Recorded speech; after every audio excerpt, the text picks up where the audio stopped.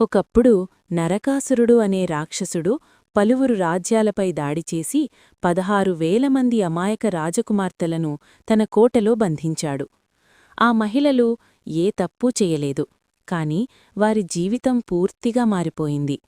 స్వేచ్ఛ, కుటుంబం, గౌరవం అన్నీ వాళ్లనుంచి దూరమయ్యాయి. రోజులు గడిచాయి, నెలలు గడిచాయి, అలా సంవత్సరాలు కూడా గడిచిపోయాయి. కాని వాళ్లు భయంతో, బాధతోనే జీవించేవారు. వారి మనసులో మాత్రం ఒకే ఆలోచన ఉండేది: ఇక్కడినుంచి బయటపడ్డా మాకు సమాజంలో గౌరవం దక్కుతుందా అని.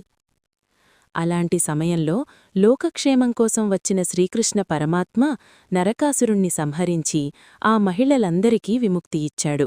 కాని విముక్తి వచ్చిన తరువాత కూడా వారి భయం పోనిది.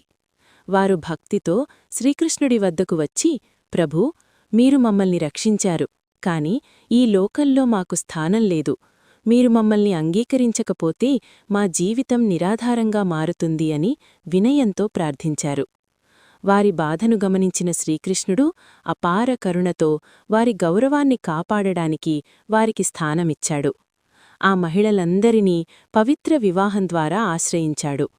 ఇది కోరిక కోసం కాదు, ధర్మం కోసం, గౌరవం కోసం, బాధలో ఉన్నవారికి దివ్య సహాయం చేయడానికి తీసుకున్న నిర్ణయం. కాని ఈ రోజుల్లో కొందరు ఈ విషయాన్ని పూర్తిగా తెలుసుకోకుండా తప్పుగా అర్థం చేసుకుంటారు.